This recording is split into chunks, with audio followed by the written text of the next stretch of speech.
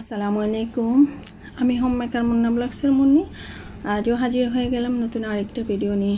আশা করছি দেশ বিদেশ কাছে দূরে যে যেখান থেকে যে অবস্থায় থেকে আমার এই ভিডিও দেখছেন বা দেখছেন না, সবাই আশা করছি ভালোই আছেন। আমরা আলহামদুলিল্লাহ আপনাদের দোয়ায় এবং আল্লাহর অশেষ কৃপা ভালোই আছি। তো আজকের ভিডিও শুরুতে দেখাচ্ছি বার্গারের জন্য কাবাব বাছতেছি। তো আশা করছি ভালো লাগবে। ভালো লেগে গেলে আমার সঙ্গেই থাকতে পারেন, একটা লাইক দিয়ে অবশ্যই আমাকে উপকৃত করতেও পারেন। তো আজকের ভিডিওতে থাকছে প্রথমত ঘরে তৈরি কাবাব দিয়ে বার্গার কিভাবে খেয়ে নিচ্ছি ঝটপট ফাঁকিবাজি এই পদ্ধতিতে। তারপর হচ্ছে গিয়ে ফুচকা খাবো, সেটাও দেখাচ্ছি। আর হচ্ছে গিয়ে আমার ভাড়া বাসার যে রুমগুলো আছে, ছোট রুমগুলো, কারণ আমার বাসাটা একেবারেই ছোট, তার জন্য আমি বললাম আর কি। তো রুমগুলোকে কীভাবে ঈদের আগে নতুন সাজে সাজালাম সেটা আপনাদের সাথে শেয়ার করছি। তো আশা করছি অবশ্যই আপনাদের কাছে একটু হলেও ভালো লাগবে ইনশাল্লাহ। অবশ্যই তো বলে ফেললাম, ইনশাল্লাহও বলে ফেললাম, তো ভালো লাগতেও পারে। আর এই যে মেয়োনিজ, এটা আমার মেয়ে তৈরি করেছে ঘরে। কিভাবে মেয়োনিজ তৈরি করা যায় পারফেক্টভাবে এবং খুব টেস্টি করে, তো সেই রেসিপিটা কিন্তু আমার চ্যানেলে দেওয়া আছে, আপনারা ইচ্ছা করলে সেখান থেকে দেখে নিতে পারেন।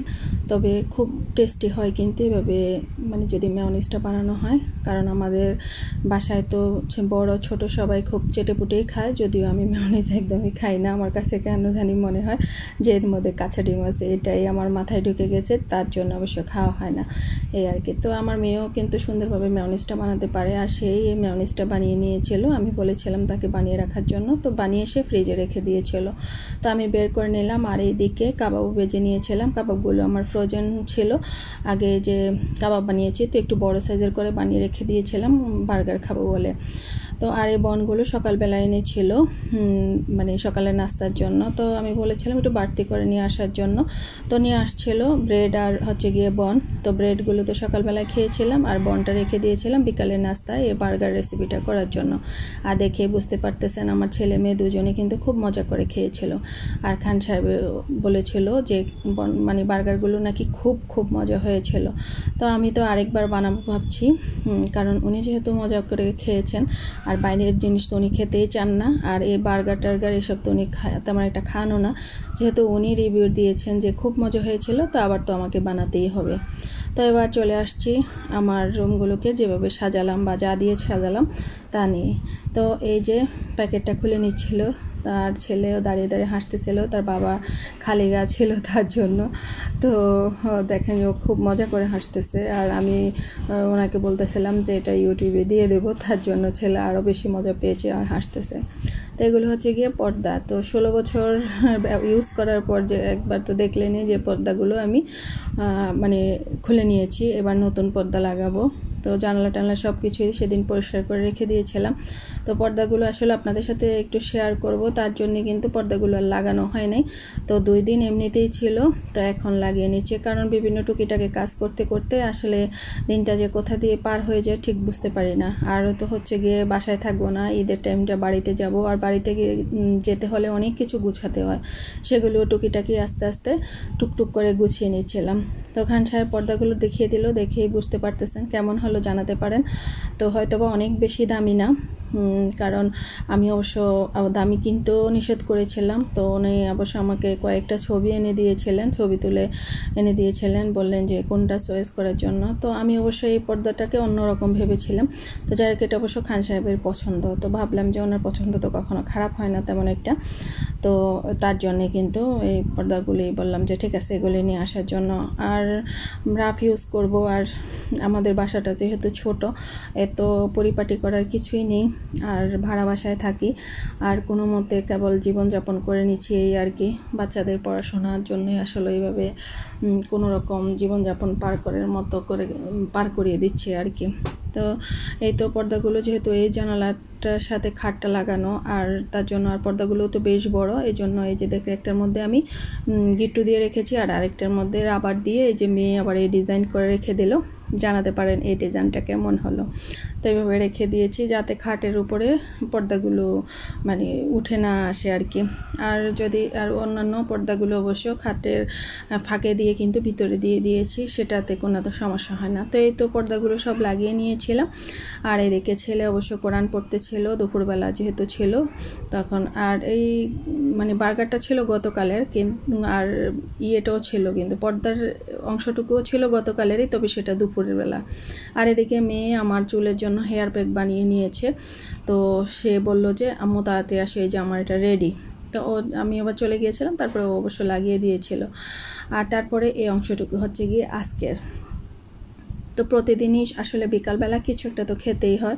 আর আমরা যদি বাজার থেকে কিনে খাই বা রেস্টুরেন্ট থেকে বা হোটেল থেকে যদি বা রাস্তার কাছে থেকেও যদি কিনে খাই তাহলে অনেক টাকাই কিন্তু আমাদের গোছা যায়, মানে হাত পকেট থেকে সরে যায়। যদি আমার পকেট নাই তো খান সাহেবের পকেট থেকে চলে যায় এই আর কি। তো তার জন্য ভাবলাম যে বাসায় চটপটিটা তৈরি করে নিই। আর অবশ্য বাইরের খাবার তো একটা তো স্বাস্থ্যসম্মত না, এটা সবাই আমরা জানি। তো একটু কষ্ট হয় ঘরে তৈরি করতে, তারপরেও কষ্ট হলেও একটু তো স্বস্তিতে থাকা যায়। তো সেটার জন্যই কিন্তু এই যে মটরটা কিন্তু আগেরই সেদ্ধ করা ছিল সব ধরনের মশলা দিয়ে। তো আর সেটা নিয়ে নিলাম, তারপরে পানি দিয়ে দিলাম পর্যাপ্ত পরিমাণে। আর হচ্ছে গিয়ে আলু সেদ্ধ করে নিয়েছিলাম, সেটা হাত দিয়ে ভেঙে দিয়েছি। তারপরে ওই যে দেখলেন একটু হলুদ দিয়েছি কালারের জন্য, একটু স্বাদ মতো লবণ দিয়ে দিয়েছি, কারণ এটার মধ্যে বিট লবণ দিব। আর হচ্ছে গিয়ে যে মশলাটা আমি বাসায় তৈরি করেছি চটপটি, সেটার মধ্যেও কিন্তু বিট লবণ আছে, তার জন্য আমি কিন্তু লবণটা একটু অল্প দিয়েছিলাম। তারপরে যে চটপটির মশলাটা সেটা দিয়ে দিয়েছিলাম। আর চটপটির মশলাটা কিন্তু আমার বাসায় তৈরি করা। কেবল ফুচকাটা তৈরি করতে মানে ইচ্ছে করে মাঝে মাঝে যে সম্পূর্ণ নিজের হাতে সব কিছু তৈরি করি, কিন্তু সময়েরও তো প্রয়োজন, সময় আসলে হয়ে ওঠে না, খুব কষ্ট হয়ে যায়। আর কোমরের জন্য আসলে অনেকক্ষণ বসেও থাকতে পারি না, অনেকক্ষণ দাঁড়িয়েও থাকতে পারি না, সেটাও একটা ব্যাপার আছে। তো তার জন্য এই যে ফুচকাগুলো অবশ্য কিনে আনা, আর নয়তো বাকি সব ঘরেরই নিজেই সব মানে ম্যানেজ করেছি বা তৈরি করে নিয়েছিলাম। তো তেঁতুলের টকটাও তৈরি করে একপাশে কিন্তু আমি রেখে দিয়েছি। আর এদিকে ফুচকাগুলো ভেজে নিচ্ছি, কারণ চটপটি খাবো তার জন্য। তো মেয়ে অবশ্য ফুচকাটাই বেশি পছন্দ করে, কিন্তু মেয়ের বাবা আবার একটু চটপটিটা খেতে দেখলাম যে একটু বেশি পছন্দ করে। আর উনি অবশ্য ওই যে বললাম বাইরে কিন্তু এইসব খাবারটা খায় না, যদি আমাদেরকে নিয়ে যায় আমরা যদিও খাই উনি কিন্তু খান না। তার জন্য আসলে ওনার জন্যই কিন্তু বানানো আর কি। আর আমার ভাইও তেমন একটা ফুচকা চটপটি পছন্দ করে না, কিন্তু বাসায় তৈরি করলে ঠিকই খেয়ে নেয়, তার জন্য অবশ্য বাসায় কষ্ট হলেও একটু করে নিই। তো এই তো ফুচকাগুলো এক এক করে ভেজে নিচ্ছি। আর আমার কাছে তো ভালোই লাগতেছিল দেখতে, তেলের মধ্যে দিচ্ছি আর কি সুন্দর মাশাল্লাহ ফুলকো ফুলকো হয়ে ফুটে উঠতেছে বলের মতো করে। তো এই তো ভেজে নিয়ে নিলাম। এটা অবশ্য দুপুরবেলায় কাজটা কমপ্লিট করে রেখে দিয়েছিলাম, সন্ধ্যায় কেবল মানে আসরের নামাজে পড়ে আমি যখন বয়স দিচ্ছিলাম অলরেডি ফুচকা কিন্তু 3 জনের খাওয়া হয়ে গিয়েছে। মেয়ে ছেলে আর ছেলের বাবা 3 জনেই খেয়ে নিয়েছেন, আমি আর আমার ভাই থেকে গিয়েছি আমরা সন্ধ্যায় খাবো তার জন্য। তাই তো আমি সব কিছু কিন্তু ওই যে আগে রেডি করে রাখাতে এখন আবার সব কিছু নিয়ে বসে পড়লাম। কেবল ডালটাকে একটু গরম করে নিয়েছিলাম আবার, আর এই তো ডিমটাকে একটু গ্রেট করে নিয়েছি। তো মেয়ে অবশ্য কোচিংয়ে চলে যায়, তার জন্য একটু আসরের পরেই যাই তৈরি করে, একটু আসরের পরেই তৈরি করে নিই যাতে ও খেয়ে একটু কোচিংয়ে যেতে পারে। আর ও যে টাইমে আসে ওই টাইমে এসে আবার এইসব খাবার খেলে রাতের খাবারটা আর খায় না। আর সকালবেলা ঘুম থেকে উঠে স্কুলে চলে যায় আর না খেয়েই চলে যায়, তার জন্য আমি চাচ্ছি যে সন্ধ্যার খাবারটা একটু আগে খাক, রাতের খাবারটা ঠিক টাইমে খেলে আর সকালবেলা হালকা পাতলা কিছু খেলে, বা স্কুলে তো টিফিন দেয়, টিফিনটা খেলেই হয়ে যায় আর কি। তো এই তো আমি কিন্তু মেয়ের জন্য বাটিটা রেডি করে নিলাম। দেখতেই পেলেন সব কিছু কিন্তু আগে রেডি করে রাখাতে এই প্রচণ্ড গরমের মাঝেও কিন্তু আমার তেমন একটা কষ্ট হয় না এই রান্নাঘরে যেতে।